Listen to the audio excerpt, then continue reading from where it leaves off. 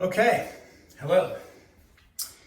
In this video, I'm actually going to outline supplies that you're going to want for watercolor painting, how to make paint, and even do a first demonstration painting just to be able to test your colors. Okay, and so this is really an introductory kind of a video for setting up painting, preparing painting. So these are the supplies I have. I have a rag, okay, which is always good just to have around. You might want to wipe your paintbrush with it. I also have 2 water jars. One will be for dirty water, one clean water to wash the brushes in. Some people use 1 water jar, and that's perfectly fine as well. I like 2 because I really like to get my brushes clean to make sure that they are not contaminating color. Then of course we also have brushes, and this one is the bigger one is 3/4 inch. That's as big as I would go, especially for the upper grades. And in fact, a lot of the stuff you do, well, it's good to do color washes with a larger paintbrush, but you can also get a 1/2 inch or even smaller. Okay. Then I have sponges. These are actually, I guess, dehydrated from Trader Joe's, and I'm going to just add a little water to each of these, and they are going to expand. It's actually kind of cool to watch them expand like this. They're kind of like those old capsules with dinosaurs in them or other animals or whatnot, and they're kind of cool when you add water to them. So anyway, these sponges have a number of uses, which I will demonstrate in a little while. Okay. Primarily, I use them to sponge off wet paper if I'm doing a wet-on-wet painting. Now, paint jars are really important, and these are quite cheap ones. They're only about 90 cents each from Paper, Scissors, Stone. I would prefer to have glass ones, but these are the ones that I could find available at a budget price. And I always like to do things at as much of a budget as I'm willing to. You know, in Waldorf education and homeschool work, we should consider our materials very carefully, especially the younger the children are, you know, in early childhood, as many natural materials as possible, you know, and, you know, as they get older, still the same, but, you know, you have to kind of pick and choose what you want to spend your money on. And, you know, I would rather, for example, have a more expensive wooden recorder than spend extra money on, you know, nice paint jars. I mean, these are good, right? Good enough for our purposes. But, you know, everybody has to make their own decisions on that. You can also use the small mason jars, the short ones too. Those are fairly inexpensive. And then, of course, you're going to need paints. I've got these Paper, Scissors, Stone watercolor paints, and I just got a set, okay, and it's got the golden yellow, the sort of more lemon yellow, and deep rose, vermilion, it's kind of like an orangey red, or red-orange, ultramarine, and phthalo blue, okay, which is a little darker. Ultramarine is kind of a medium blue. And we're going to go ahead and mix paint here soon. Now, this is the other thing I've got, okay? And you can see this is called gummed tape. This is old-fashioned packing tape, okay? This is another one of the uses for the sponges. You might be wondering, why do we have gum tape? Well, of course in Waldorf education it's common and popular to do wet-on-wet painting. But that was not actually how they did it. Mostly in the first Waldorf school, it's maybe a kind of a therapeutic technique, and most Waldorf teachers I know do exclusively that now in their classrooms, but the indications were never for every painting to be wet on wet. And so a lot of people also do wet on dry, and that's partly how I was trained. But the thing about wet on dry is that your paper gets really wrinkly and crinkly unless you stretch it beforehand, okay? And at the end of this video, I'm gonna give you an example of how to use gummed tape to stretch your painting paper. Now, of course, you also then need something to put your paper on, paintboard. I believe this is a particle board. And we're going to see how this goes with stretching using the gum tape. Different materials respond differently to it. Plastic paintboards, it utterly doesn't work. Wooden paintboards, if they're highly lacquered, I find that it doesn't work. It's good if they have a little bit of texture to them. So that's just something to experiment with. And then of course, you need watercolor paper. Okay, so there are a lot of different kinds of watercolor paper. You don't necessarily have to go for the most expensive, but I would not go for the cheapest because you will probably regret that. Okay, so I'm going to now show you how I would mix paint in terms of ratios and everything. And then we're going to do a little demonstration painting, really just a color painting. So I'm gonna paint rows of color just to see how the concentration looks, because you can always add more water or add more pigment. Okay, and you know there's sort of different theories about how much pigment to add to water. I have generally used Stockmar paints in the past, okay?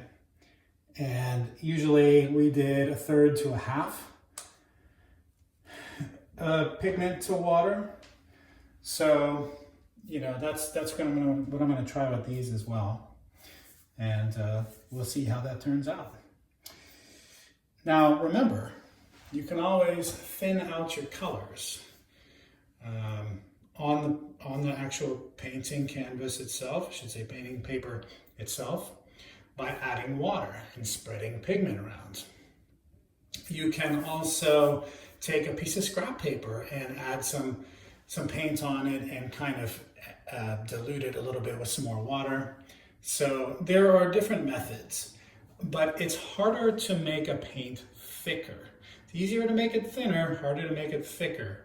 So that's just something to consider when mixing paints. And then the other thing I want to say is we're not going to fill up this whole thing with pigment and water, okay? You know, I might do maybe just half or a little bit more than half just to start out, because you can always make more paint later. And, you know, so just to be kind of intentional with how much paint we're mixing. As you can see, those paint bottles aren't very big, so, you know, we're gonna be, just like I said, intentional with how much we use. So let's go ahead and get started. Okay, so I'm going to begin with actually soaking a piece of painting paper and affixing it to my paint board, because as I said, it's going to kind of be my test paper for how my colors are looking. So if you've never done this, basically what you do is you fill up a tub with some water, okay? Not much, you don't need much in there. And make sure obviously that it's bigger than the painting paper, so you can just soak the painting paper right on in there. And again, this is what you would do for wet on wet watercolor, okay? So I just put the paper in there. Okay, make sure it gets submerged, and let it soak up some of that water. Now, because I'm not a huge fan of wet on wet, or I should say I'm not a huge fan of wet on super incredibly densely soaked wet, a lot of times what I would do in my classroom is I would just briefly soak the paper and then affix it to the paint board. Okay, and so I'm going to show you how I do that. I'll just move a few things around here.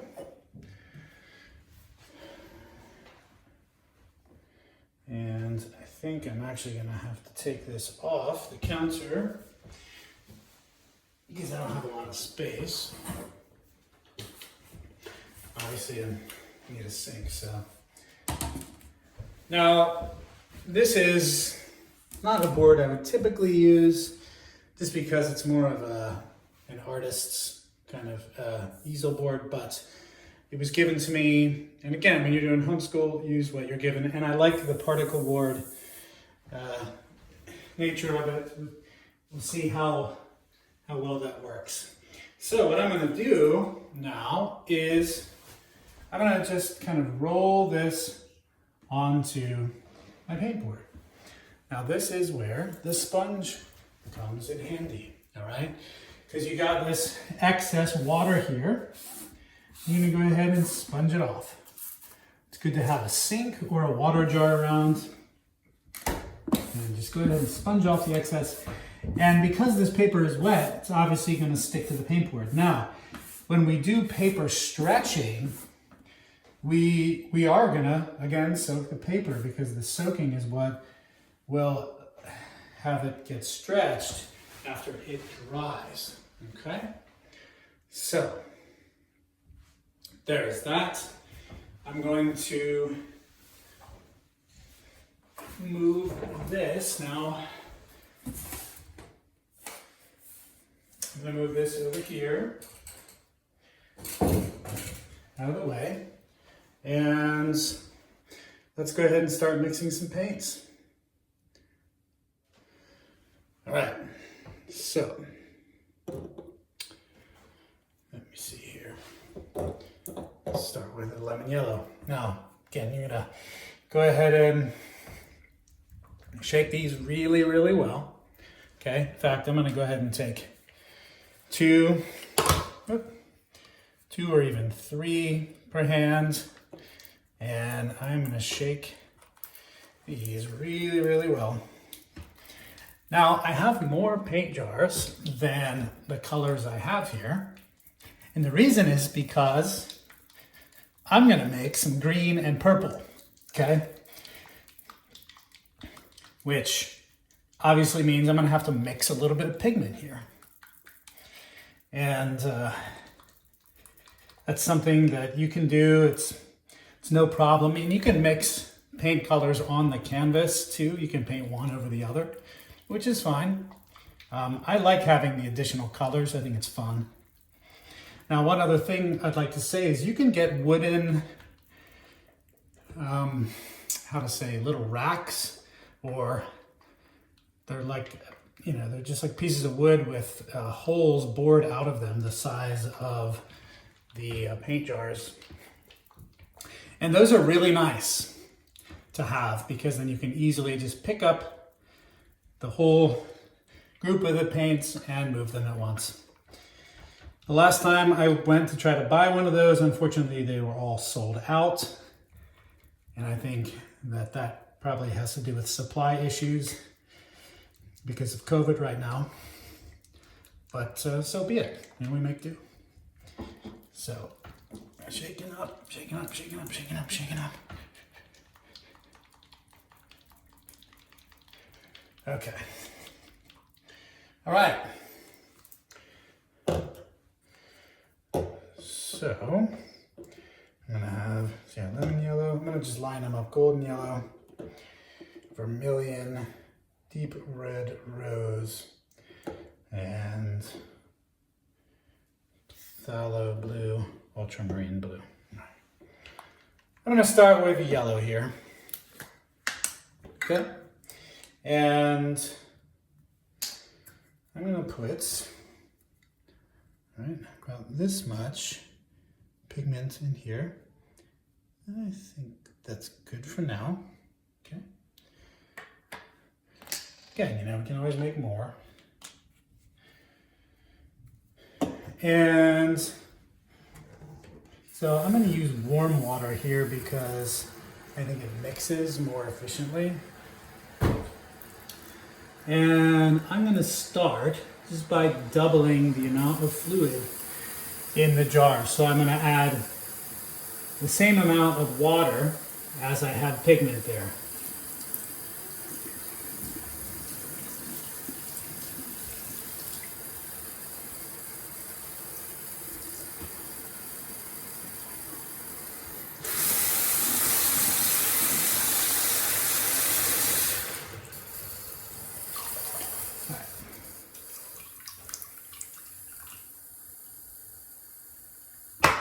All right, that gives us plenty of paint.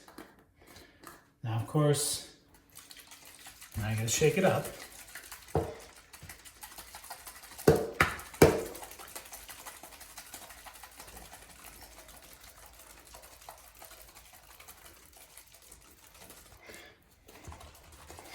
You really want to shake it well. And let's see. You can turn it upside down. Is there still pigment hanging onto the bottom? No, there's not. That looks pretty good. So then I can take my paint board. Let me grab this real quick.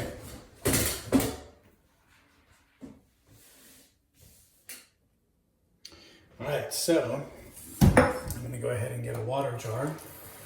Fill it up with some water. Actually, I think I'll take 2 of these.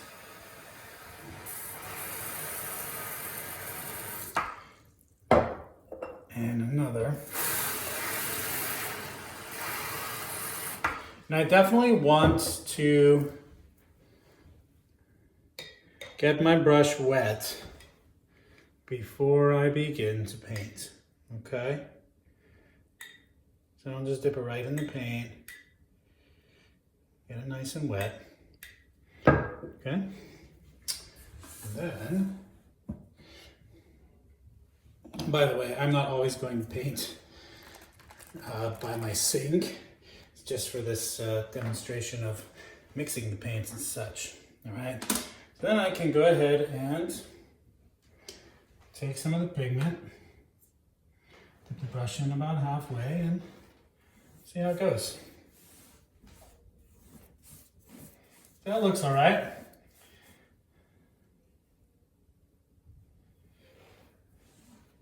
Sometimes the pigment settles, so you see how this second stroke is deeper, a deeper yellow. I drag the brush a little deeper in the jar there, and that's how I got some of the pigment that was at the bottom. That means that this paint could still use a little mixing, but I'm going to go ahead and dip my brush because I'm satisfied with that color. That's a pretty nice color. And I'm going to dip my brush here, just wash it out a number of times. Okay, and then I'll go to my clean water and do the same just to make sure it's clear. Yep, seems pretty clear. And then this is what I often use the rag for. You can just wipe the brush like that and set it aside so I'm ready to use it again. Okay, so I'm done with the yellow. I'm satisfied with that. Like I said, I might shake it a little more. And you probably have to shake these each time you use them as well. So don't worry about that. I mean, if it starts to separate over time, don't worry. You can just shake it, get it again. Now I want to demonstrate the making of a mixture here. So I think I'm going to take my lemon yellow and my phthalo blue here, and I'm going to set my paint board aside for moments, and I'm going to take again some of the yellow, depending on whether you want your green a little lighter or a little darker. That depends on how much yellow versus blue pigment you're going to use. I've done about this much yellow, actually. So I guess I'm going to have maybe a little bit of a lighter green, but let's go ahead and add a little bit of this blue in here. I think that's good. You can always add more of the darker too. And again, I'm going to double the amount of water here. All right. And that should make us a nice green.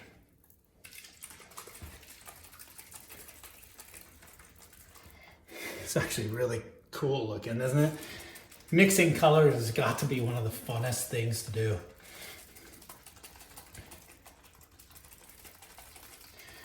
I swear, one of my students' favorite parts of painting was when we would actually just dump all of their brush cleaning waters in the sink at the end. And they would all go, whoa. This is actually making kind of a turquoise, which is kind of an interesting color I didn't expect. But I kind of like that. Let's see how it goes on the painting paper. Any pigment left in there? Hanging on? No, that looks pretty good. All right, so.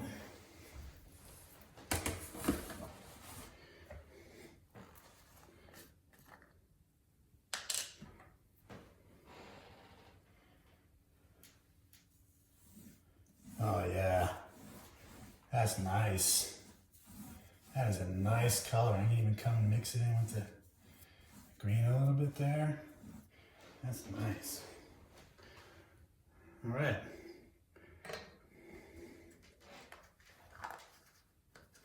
It's kind of a turquoisey blue there. I'm gonna go ahead and wash my brush and repeat with my other colors, making the solid colors and then making the mixed. I think I'll use, to make the purple, use the lighter blue and the rose red there. So I'm going to go ahead and pause the video and continue to do that and see what it all looks like when we're done. All right, so I've got a bunch of colors made. Now I've got the green, got this, the yellow, the turquoisey green. I've got golden yellow, okay. I've got the dark phthalo blue. You can see how dark that is, actually. And I've got this little bit lighter ultramarine blue.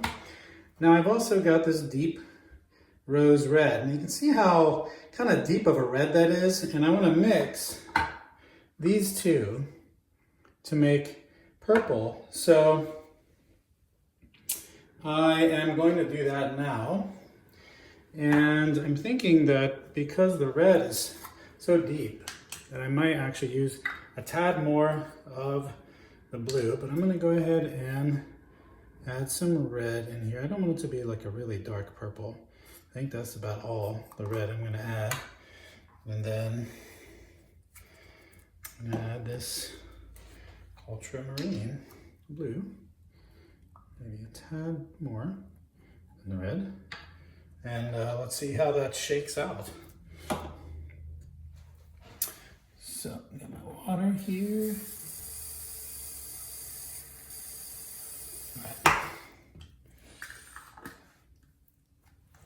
Either way, you can always lighten and darken, thicken, or thin your colors by adding more of one pigment or more of the other. More water, less water. Oh, I forgot to mention also that I have this beautiful vermilion orange there.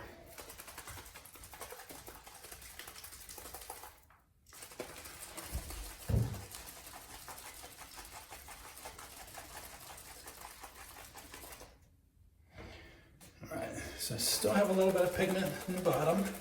I'll turn it upside down and bring that in. All right, so that's actually a really nice purple. All right, so I'm gonna test these on the page. Bring the paintboard back.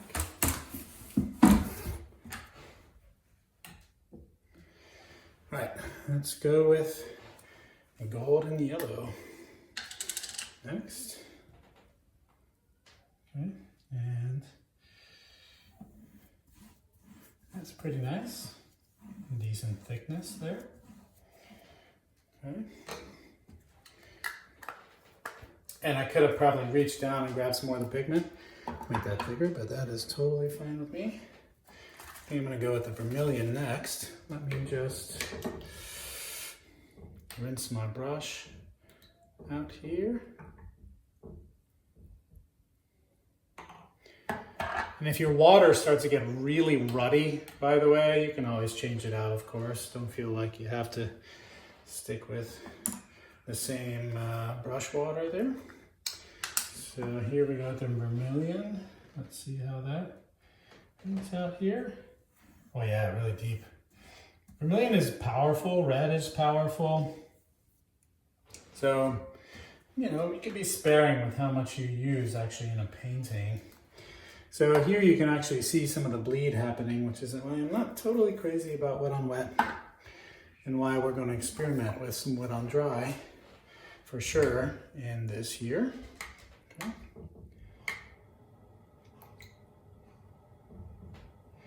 So I think next I will go to the red, the rose red.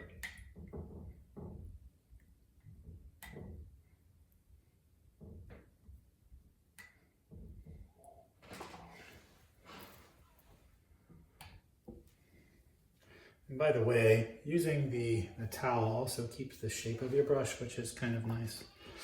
So give this red a little bit more of a shake here.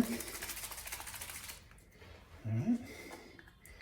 And let's give that a go. Wow, this is a beautiful red color. I mean, a beautiful rose color. Look at that. Oh man, that is just, I just love that color. Very beautiful. So we're gonna put the red aside, and I spilled a little bit of paint as I did that. So wipe that up here real quick.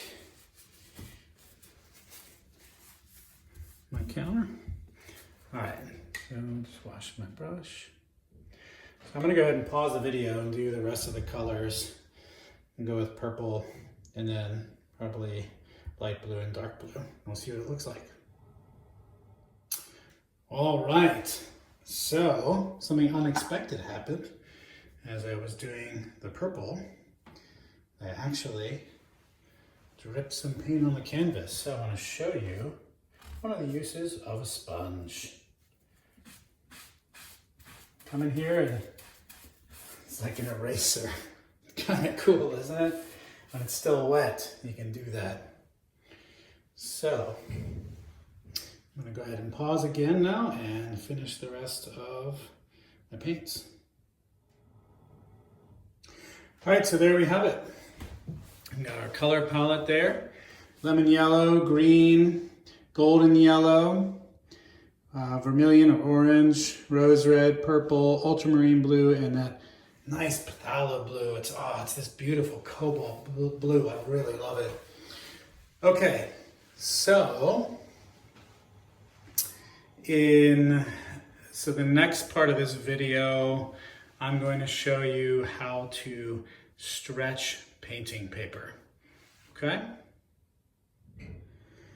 You know, one more thing I'd like to indicate actually before we get to the paper stretching demo is to have a place to put your paints. I talked about the wooden those pieces of wood, the blocks of wood with the holes cut out of them. Those are great. You can make those too. Great woodworking project. But I'm going to just use a box because that's what I have available. Again, just, you know, being economical.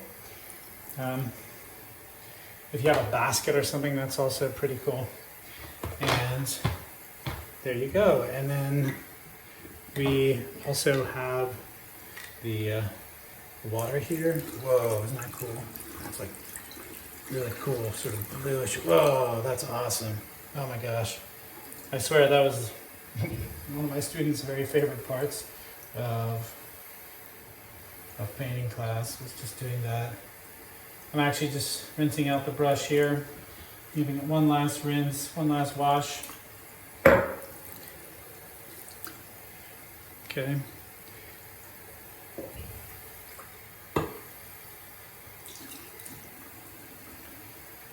And then of course this jar as well. And, you know, these jars will fit in here.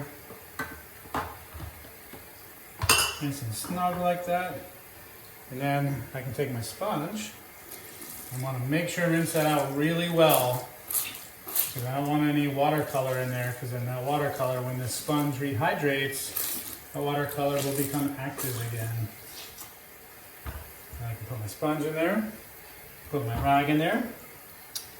Okay, so there's what it looks like. And then my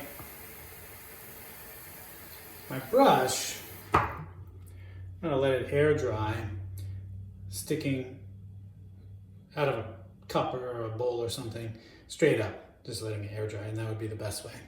Okay, so let's get on to our paint canvas stretching demo.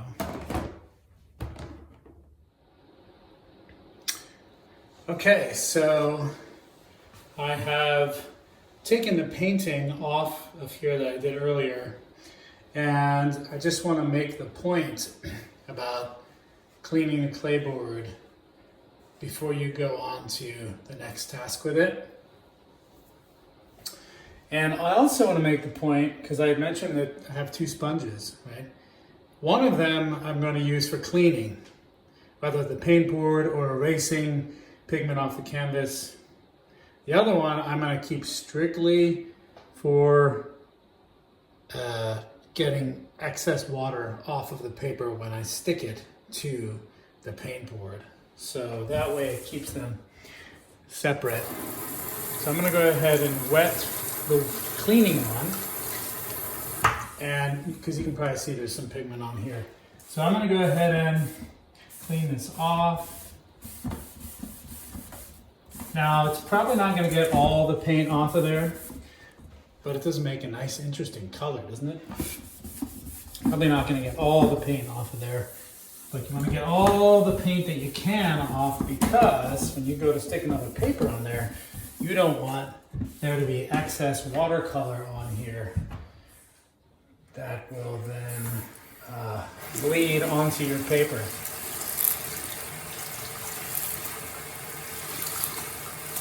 And you can go ahead and squeeze out your sponge. And then you can go over it again with the other side, just to make sure that there's nothing left. Like I said, some pigment's going to remain because it's gotten into the board. That's probably unavoidable unless you have a highly lacquered board, which I'm not a big fan of, as I said.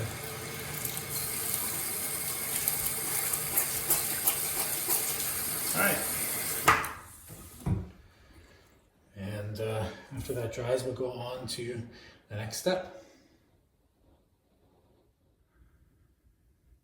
Okay, so for this last operation of stretching the painting paper, you're going to need this gum tape, obviously a piece of paper, and a moistened sponge. I would also recommend a pair of scissors. Now, I haven't soaked this paper yet, and you'll see why in a second.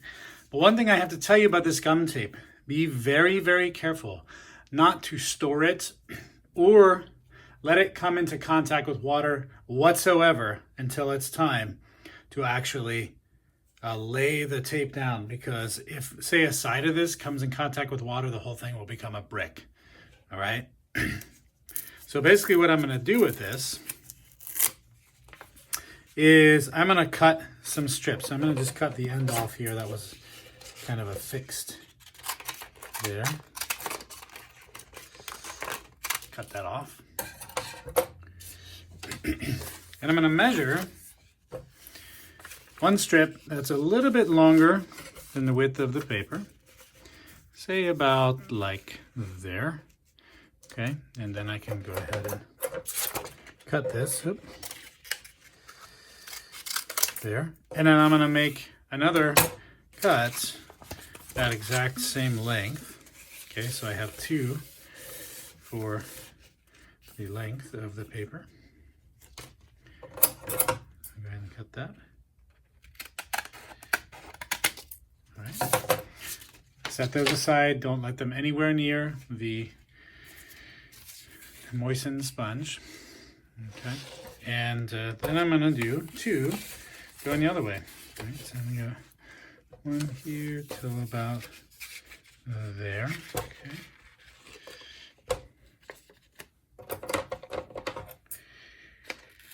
And I'm going to do another one that same width.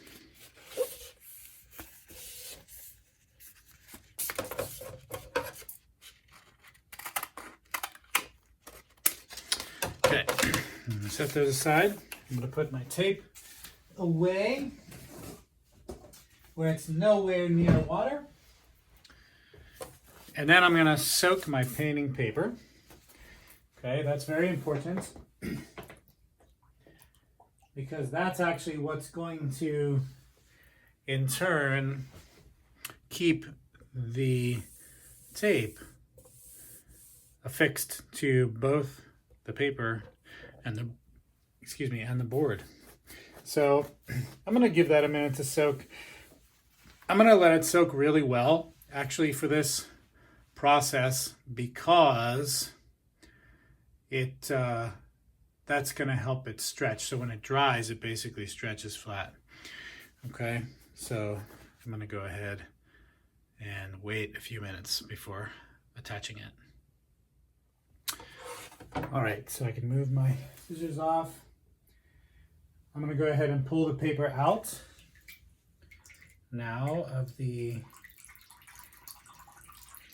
painting bin. I'm going to let it just drip all the excess water into the bin and very carefully rolling it down onto my paint board like so. I'll move it so it's more in view. Okay, I want to make sure it's nice and flat.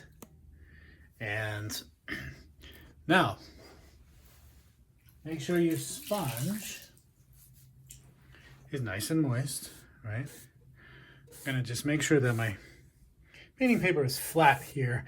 I'm not so much sponging off the water, maybe a little bit of the excess, but I'm just making sure it's flat, getting the air bubbles out.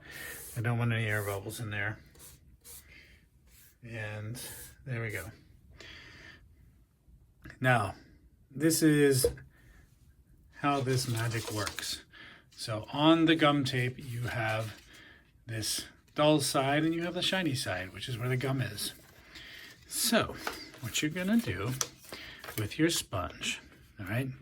One hand is gonna hold it down, the other one's gonna pull it through, and you're basically wetting and activating the gum on the tape that way, okay?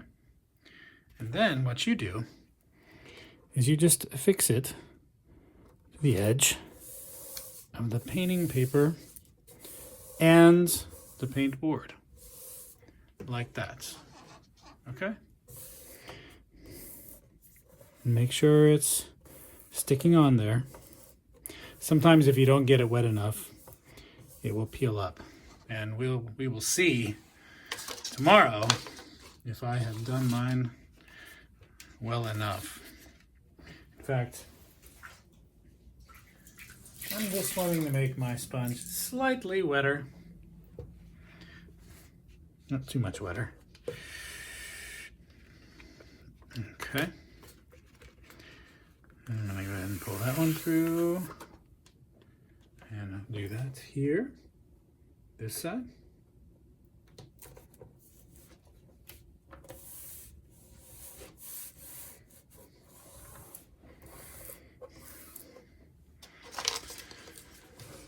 Okay, and then this one, the other long one, and press the end in there and grab it and pull it.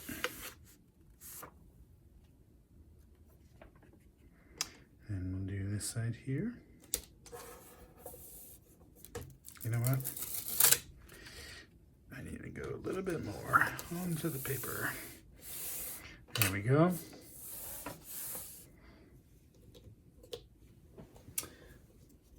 I'm kind of feeling like this top piece is actually not going to quite work. So I'm going to cut another one there. I'm going to pull this one off and cut another one. I think my sponge was not wet enough. So,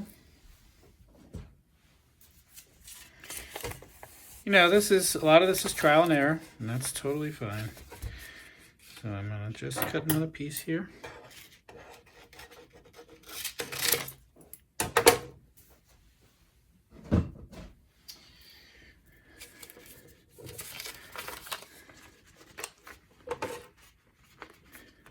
Press it down. Make sure that's getting nice and wet. Let's go ahead and re-affix this. Yes, you are claiming some of the real estate of your painting paper, but that's okay. In order for it to be stretched, this is well worth it.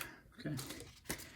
And finally, this one.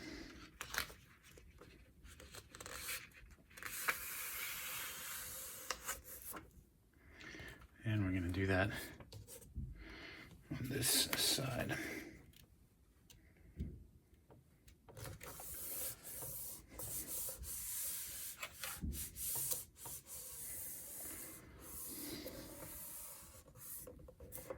Okay. So now we're going to let that dry, and that's how we stretch painting paper. So thank you very much for watching, and we will see you for the next lesson. Oh, by the way, make sure you rinse out your sponge really good so it doesn't have any of that gum residue on it. Okay, take care.